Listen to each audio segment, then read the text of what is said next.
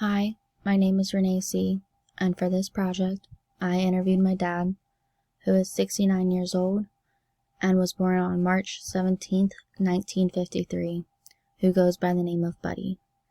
Yes, my dad is a St. Patty's Day baby, and yes, he was also born in the baby boomer era, which so many people have heard of. The Erickson stage that I chose to focus on was stage 8, integrity versus despair. This is where older people reflect on their life and accomplishments and either feel a sense of peace and well-being while reflecting back, or they will feel regret and despair for not achieving all of their goals and dreams and mourn for the loss of opportunities. Some more important experiences and events from this stage that my dad is currently going through and has gone through is still working full-time 7 days a week, 60-hour weeks. My mom, who was his wife, passed away back in 2018 due to endometriosis cancer, and he lost a couple of siblings over the past couple of years due to health complications and a tragic accident. One of the challenges he had to face in this stage is the passing of his wife. He had to learn how to grieve while also still trying to take care of me at the same time. He also had to take on the financial responsibility all alone, as well as struggling to care for me alone. We had to learn how to adjust and adapt to new family roles and to new family functioning as well. He said in his interview with me that losing my mom was one of the hardest things he had to adjust to in his life. This further proves the article I used in my annotated bibliography that said improving your mental health as a widow helps you take care of your child more successfully, which I will further discuss later on. He also had to deal with the challenge of losing his siblings. His brother and 2 sisters were his moral support, and losing his siblings made him face his own mortality as well. Lastly, ever since he lost his job back in 2008, in the recession, it has set him back financially. He was forced to refinance the house that he built and that he is still paying off to this day, which is causing him to still work and not being able to retire anytime soon. Another challenge is still working full-time at his job. He is getting tired of working 7 days a week, but he knows he needs to in order to pay the bills and achieve his other goals that he has set.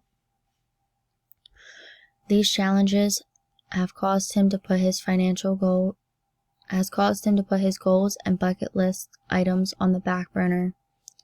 He hasn't felt the sense of accomplishment and pride, and this also has made him reflect on his life and made him feel regret for some of the decisions he has made, like not finishing college, not working harder, not saving enough, spending money on useless things, or not taking up a trade. Some achievements he has accomplished was building his dream log cabin. Even though it isn't paid off yet, he still finds accomplishment and pride in the fact that he built it, especially since his brothers physically helped him build it as well. Another accomplishment is my dad said in this stage was putting me through college and seeing me graduate. Having me be the first one in our family to graduate and knowing he had a part in helping me, he took a lot of pride in that. In stage 8 of Erickson's psychosocial development, there is integrity versus despair, where people who have regrets and are not able to recognize their own successes of their life that they have lived so far. This usually ends up with the person feeling bitter. My dad has not yet reached integrity. Instead, he feels despair and regret. My dad's psychosocial crisis is that he has not yet achieved integrity and is still in the despair part, like I mentioned earlier. Some events that have inhibited his goals are not finishing college, losing his job back in 2008, losing his siblings, losing his wife, having 2 stepsons that are drug addicts. There are some things that have helped and facilitated him reaching his goals, however, like finding religion and taking up counseling. By finding his spirituality and taking care of his mental health, he was able to take care of me and face his challenges head on. Some biopsychosocial factors that affected my dad were social class and education.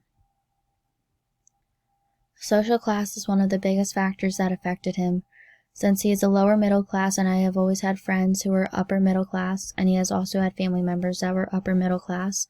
He saw my friends' families and his own family accomplish all of his goals. Seeing other people have what he could not yet afford himself upset him deeply. This further relates to the article that working later in life can lead to depressive symptoms. Him working later on in life has caused him to have depressive symptoms because of the lack of goals he has achieved and accomplished, which I will further elaborate on a little bit later in this presentation. Another big factor was education. He regrets not going to college or going into a trade, like electrician work, plumbing, or contracting work. He knows that if he had more education or gone into a trade, he would be better off financially now, and probably even retired. I think that this is something he has always and will always regret. Therefore, my father has always pushed me so hard into graduating with my bachelor's and master's.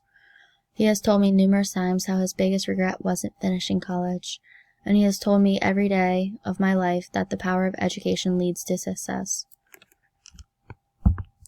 I think oppression affected my dad in terms of his parents' socioeconomic status that later affected his own socioeconomic status. Growing up, my dad's family was poor, especially growing up being one of 10 kids in the family. Oppression came with the lack of opportunity and the lack of resources my dad had growing up due to the socioeconomic status of his parents. Due to his parents' socioeconomic status, there were no other outlets, no other resources for my father to turn to, besides working retail jobs, especially since the military turned down my father. Without money, he couldn't afford an education to start a career that makes enough money. Instead, my dad ended up working 4 jobs in his 20s and 30s, and now working 1 full-time job 7 days a week, 60-hour weeks, in his 50s, 60s, and soon-to-be 70s in March.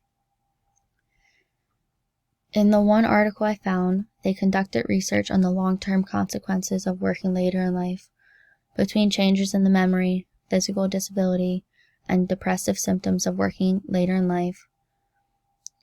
With my dad working later in life, it can cause him to feel depressive symptoms, which can further his feeling of despair and regret, like Erickson said. There are multiple system lenses that you can apply here that helped or hindered my dad achieving his goals. On the micro level, my dad worked 4 jobs to achieve his goal of building his own house. He also turned to religion and counseling to find his spirituality and take care of his mental health in the face of all of these challenges. On the meso level, some things that helped my dad achieve his goals were his family for physical and moral support. This included his siblings being there for him and physically helping him build his home. In addition, this included my mom being there for him morally, emotionally, and physically, and having my mom here to take care of me as a baby and as a kid and growing up. It allowed him to focus on working by putting a roof over our head and food on our table. On the meso level, some things that hindered his opportunities were no financial help on building his house. No one in his family was willing to help him financially. They were only there for physical support. In addition, my brother's drug addiction did not help because they stole from him multiple times to afford their own drug habits. This affected my parents' relationship and financially set my dad back a lot due to having to replace the food in the house they were stealing, or to have to replace the savings that my dad had set aside that they stole. On the macro level, what helped my dad was receiving government assistance program called food stamps when the recession in 2008 hit. Now my dad has no longer been using the program since the first year of the recession, but that allowed him to worry about paying his bills and support and paying for our house instead of having to focus on paying for the house and groceries. If you apply my dad's life stage to a different theory like the ecological theory, my dad would need to perceive his environment differently. The way he is perceiving his environment and interpreting the events in his life is affecting his well-being negatively. The ecological theory argues that people are actively involved in their environment and their own development. Their development is influenced by the actions of the individual, occurrences within the environment, and the interactions between the both. The way that people perceive their environments and experiences significantly affect their well-being. How people interpret events that happen to them and how they interpret these events in their own environments influence their well-being as well. If my dad perceived his experience of losing his job back in 2008, he could have had a different outcome. Instead, he panicked with worry and anxiety of how he's going to pay the bills and support his family. He started immediately actively seeking for any job that would pay him.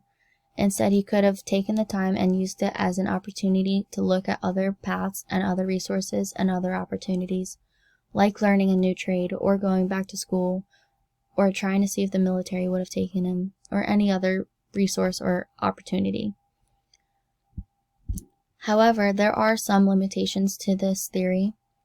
One limitation for the ecological theory is it doesn't apply any biological factors, meaning you don't know if there are any biological factors affecting the way my dad interprets or perceives his own environment, and you don't see how his environment is affecting him biologically. Well, that wraps up my presentation on how my interview with my dad and the Erikson's 8 life developmental stage called integrity versus despair. I truly hope one day my dad is able to achieve integrity and feel pride and peace in his accomplishment and his goals. Thanks for listening to my presentation. Have a great day, everybody.